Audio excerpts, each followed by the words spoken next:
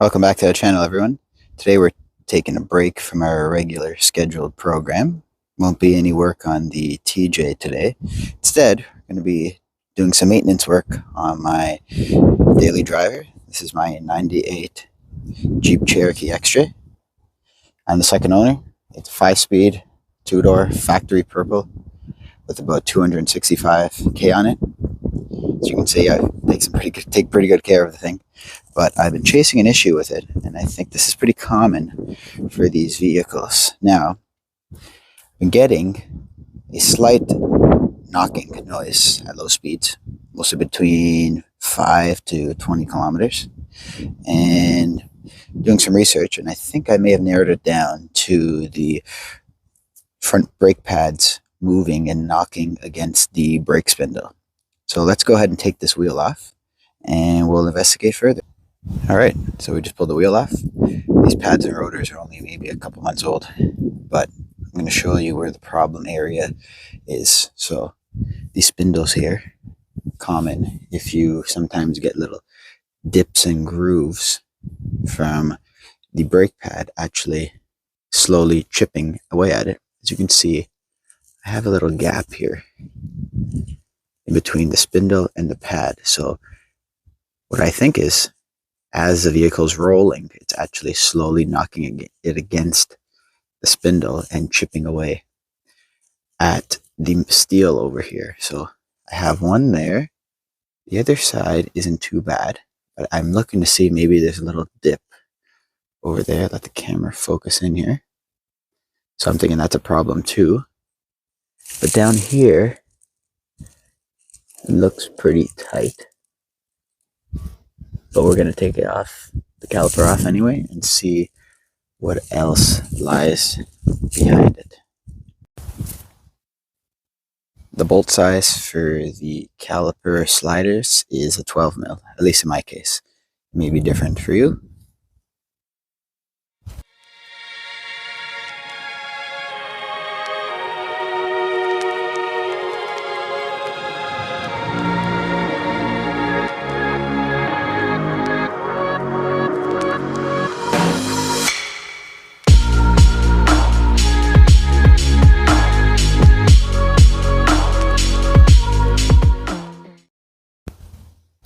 So after taking the caliper off, the rotor, and cleaning the grease off the spindle up and down over here, our suspicion is confirmed. We are getting some knocking here, here, down here. Not here yet though. But just to give you a recap, I did have this issue in the past, and I actually touched up these notches with my welder, thinking that was going to fix the issue.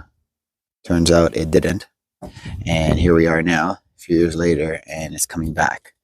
So they do make what's called the anti-rattle clip and shim kit for this truck. I had no idea that there was a hardware kit for this. At all the times I've done a brake job, it's never come with hardware. But I got my hands on one. So let's go take a look at that and figure out how that goes in. This is the kit right here. It's by Carson. That's the part number for it right there. It comes with new slider tubes. These are the anti-rattle clips.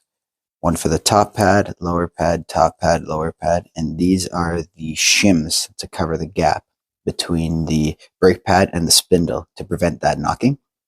So I measured each one with my caliper. So depending on the gap you have between your brake pad and your spindle, I recommend measuring it with a caliper like this, or just clip in one at a time and see which one fits the gap better than the other. And that should do it. So to my understanding, these clip on to the top and bottom of the spindle. So just for right now, we're going to just slide this up like this.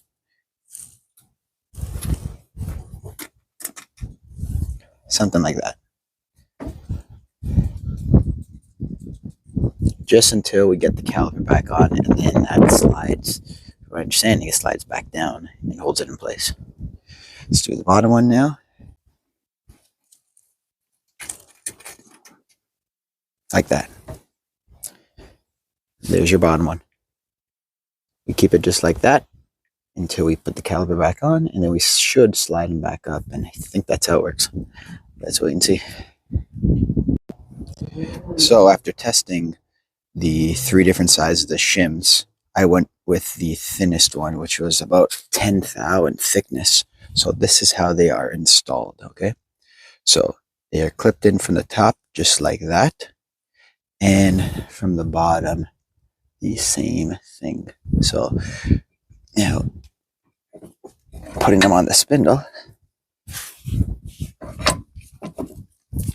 Sorry about that. Just had to massage it in place, but that is how they sit right now. So as you can see, it filled the gap where all the chips and notching is. Let that focus in. So the point of these shims is just, like I said, to cover the gap and prevent that knocking noise. So the final thing is we're going to slide these anti-rattle clips behind the pads, just like that. They're going to clip behind here, what I think so, and that'll keep the assembly secure and prevent it from moving, I hope. Well, this is it all done. What I did was these anti-rattle clips just slide down and gently rest on the top of the pads. Now, it makes me a little uncomfortable knowing that it's so close to the rotor, but we'll keep an eye on it and see if it falls or collapses. It's pretty tight on there. I mean, it's meant to be kind of like spring tension, and this is for the bottom. Similar thing here. They were here, I just pried them up, keep them just against the lip of the pad here, and over there. Shims are sitting in nice and straight, everything's nice and tight. The gap is still there a bit. The job of the shim is to fill in the gap between the brake pad and the spindle. Although the gap still exists, the shim prevents the pad from moving. That wraps up the driver's side. So I just pulled the wheel off on the front right side. Based on first impressions, we have a gap over there. We have a notch from pad knocking over here. A little bit of a little notch here. And a little bit of a gap forming right there. So we're going to peel off this caliper and look deeper. So now with the rotor and caliper off, I cleaned up all the grease also. We can get a better look of the damage. Just let that focus in here. You can see right here, there's a bit of a notch starting. So not only is it hitting up and down, it's also hitting left and right. It's pretty wide. Zoom in here. So that's one issue. There you can see my crappy weld repair. Doesn't look as bad. It seems to be holding. Up here, another crappy weld, still holding. And we have just a little bit. Oh no, it seems to be okay there. So we're going to put the thinnest shims to cover all 4 corners.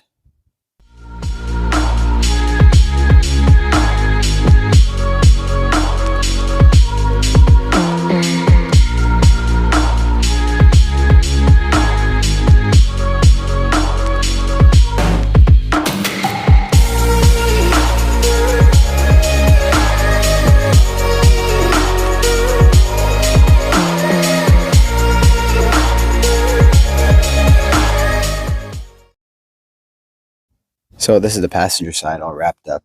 I did things a little differently here. So there's the one shim there, same thickness as the other one. Like I said, the gap is still the same, but the shim is supposed to take up the slack. In the back here, I did not put a shim because my little spot weld over there, the bugger weld that is, actually covers it more than enough, and the shim wouldn't actually fit, the thin one. That's how the rattle clip up there sits, notched between the top of each pad. Then we go on to the bottom here. Shims in, back ones in also, as well as the rattle clips touching and being secure by the bottom of the pad. So that just about wraps up this rattle clip and shim installation. We're going to take it for a road test and see if there's any difference. So that wraps up today's video, guys. Unfortunately, I went on the road test. It was still there, the clunk. This actually didn't fix the issue, but at least I know for a fact that there is indeed a hardware kit for these trucks in the front. I'm hoping it'll prevent that notching and chipping away at the spindle over time. So it wasn't a total loss, but I'm just hoping this video will find its way to someone who was in the same boat that I was and hopefully correct their problem. Thanks for watching, guys. Next week we'll be back and working with the TJ, hopefully getting that finished up. I only got a few things left to do with that. Please like, comment, subscribe for more videos. Thank you.